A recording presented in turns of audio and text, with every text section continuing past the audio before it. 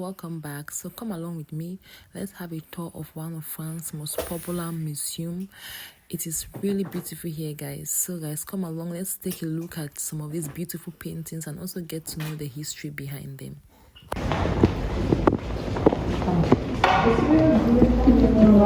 Non, c'est sûr. Il ne faut pas hésiter.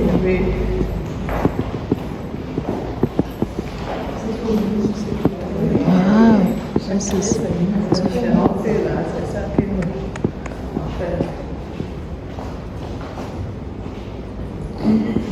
on va pas tout visiter les œuvres les plus connues.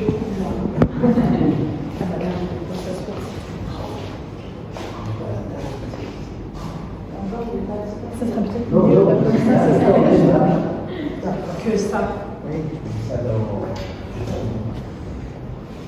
Vous pouvez vous asseoir aussi si vous voulez. Assis, il y a une toilette juste là, là où les justement, moi ça.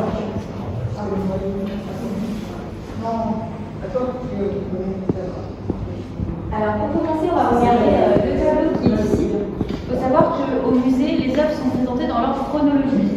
Donc moi je vais commencer par vous montrer les œuvres plus anciennes et plus Olden times to the more modern times, and this is right. So we're starting here. This is one of the oldest paintings that you're going to see, and we're going to move forward in time and in artistic endeavour.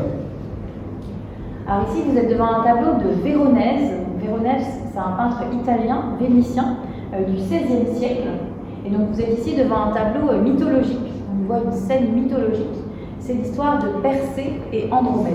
Right, so this is a 16th century work by Veronese, who was a Venetian painter, very famous painter, and this is a mythological portrait. Alors ici on a Persée. Persée, c'est un héros qui est ici équipé de chaussures ailées et d'un casque avec des ailes qui lui ont été prêtées par le dieu Hermès, Mercure, qui est le dieu des voyageurs et des commerçants. Et il a également une épée et un bouclier qui lui ont été prêtés par Athéna, déesse de l'intelligence et de la sagesse. And this is Perseus, and as you can see on his boots, he's got wings on his boots there, right? And these wings and these boots have been lent to Perseus by Hermes. You know the very famous make Hermes. Well, that's inspired from Hermes, the god, who lent Perseus these attributes so that he could fly. Alors Persée ici, il tente du coup de tuer le monstre que vous apercevez dans la mer ici. Alors ce monstre, peut-être qu'il ne vous effraie pas beaucoup aujourd'hui, mais il a quand même quelques éléments qui le rendent terrifiant. Les yeux rouges, la gueule grande ouverte avec ses dents acérées et ses griffes aussi sur sa nageoire. Et il faut imaginer qu'au XVIe siècle, eh bien, on n'avait pas d'image comme on a beaucoup aujourd'hui autour de nous.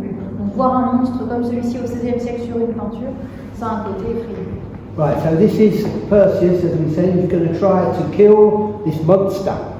Now, as you can see, this monster is a pretty terrifying monster for the people at the time in the 16th century. They didn't have television, they didn't have screens or anything, so this was a very frightening image of a monster with the red eyes, the terrible fangs, the teeth, the claws, and Perseus is trying to kill this terrible beast. Et le monstre, lui, il veut dévorer Andromède, cette princesse qui est accrochée prisonnière au rocher. Elle a des fers sur ses bras et aussi au niveau de ses chevilles. Et Andromède, il y a quelque chose d'étonnant sur ce tableau, c'est qu'elle est quasiment nue. Vous apercevez qu'elle est très peu vêtue. En fait, ça c'est courant dans les musées des beaux-arts et dans les peintures en général. Les artistes, les peintres ou les sculpteurs réalisent des œuvres avec des nus pour montrer qu'ils savent bien peindre, pour montrer qu'ils ont une bonne connaissance du corps. Donc il ne faut pas s'étonner de voir beaucoup de nus dans le musée, c'est normal, pour les artistes c'est un moyen de démontrer leur talent. Right, this is Andromeda, and Andromeda, as you can see, she's attached with chains on this rock, and so the monster wants to devour Andromeda, and so Perseus is trying to kill the monster to stop the monster from devouring Andromeda, who is nearly naked, as you can see. And why is she naked? Well, the artists at that time, to show their expertise, to show their talents as artists, painted naked bodies, to show how good, how clever they were as artists. So you can see she's nearly naked, she's painted in that way, and today you are going to see lots of naked bodies.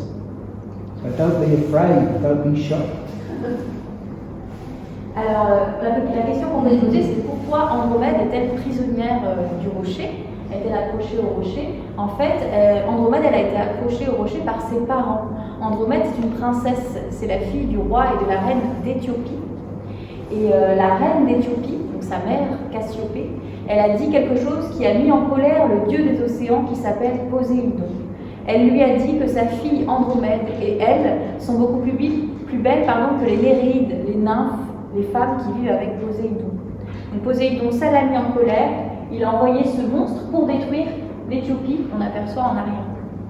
So she is a princess of Ethiopia, and with her mother Cassio, they announced that they were more beautiful than any of the nymphs of Poseidon. Poseidon was the god of the sea, and so Poseidon, who was in a way, the father of these nymphs, felt insulted, and he sent this terrible monster to devour this very bad lady. Alors, il y a quelques éléments un peu étonnants quand on regarde ce tableau.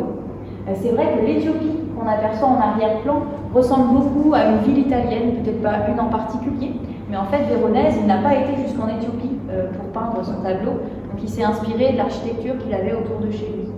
Autre élément étonnant, c'est la couleur de la peau d'Andromède. Vous voyez qu'elle est très très blanche, et en fait c'est un code, ça, de la Renaissance. Dans la peinture de la Renaissance, on peint des corps très très blancs qui ressemblent à ceux des statues de l'Antiquité qu'on a pu apercevoir.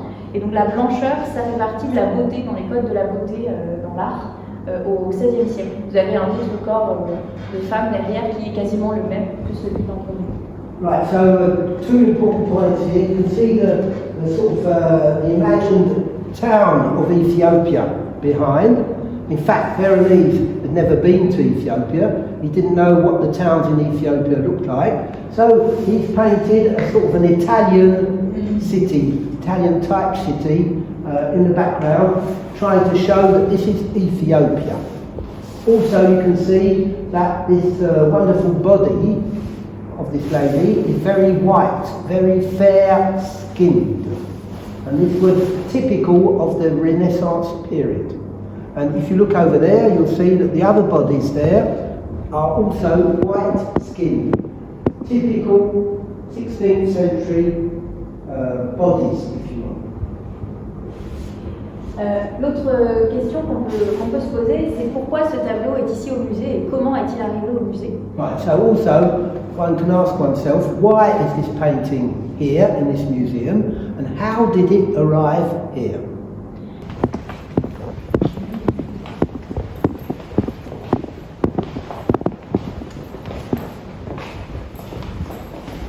And here we are, we'll admire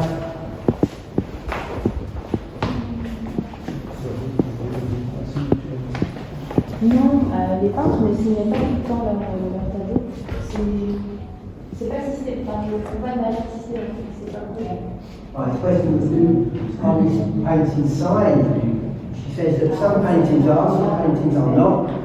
Painters didn't always sign their masterpieces. Parfois le nom il n'est pas sur l'album, il est au dos, mais ça va nous aider. And he's determined that this is a major work of Georges de Latour. Et la troisième raison qui fait de ce tableau un tableau très célèbre, c'est la technique que Georges de Latour utilise. Ici, on est dans une partie de qui pourrait être sur le cheval. Who do you think is on the horse there? Who's that person? Louis Cachet. Yes, Louis. Allez, essayez de deviner. Vous l'avez vu en formation, hein. On en a parlé. Vous en avez parlé avec votre formation. He spoke about that person. Essayez de trouver peut-être des indices. Come on, Vous devinez qui what's c'est. the name? What number, Kim? Do you remember? Louis XVI. Alors c'est Louis XIV. Louis 14th. XIV. Pretty good, pretty good. Oui. C'est lui, c'est Louis XIV qui est sur le Louis médaille. XIV. Remember we spoke about Louis XIV? Donc c'est Louis XIV, le roi Louis XIV qui est sur le cheval. Famous French king.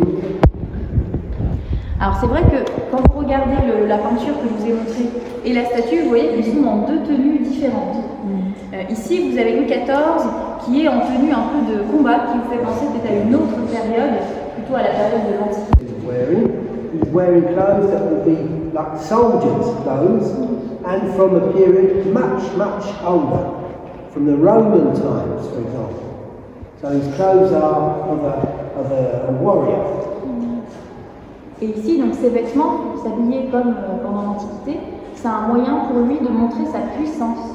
Louis XIV, c'est un roi guerrier qui a essayé d'agrandir vraiment le royaume de France, qui a mené beaucoup de guerres, et il veut s'habiller comme les empereurs romains pour montrer qu'il est aussi puissant qu'eux, puisque eux, 1500 ans avant lui, ils ont réussi à agrandir l'Empire romain. Donc il s'habille comme eux pour espérer être aussi puissant qu'eux. Right, so he wanted to portray himself as the Romans portrayed themselves when they.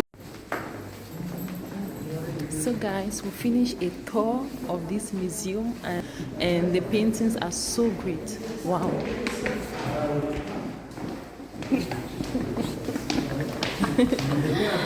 Oula, j'ai pas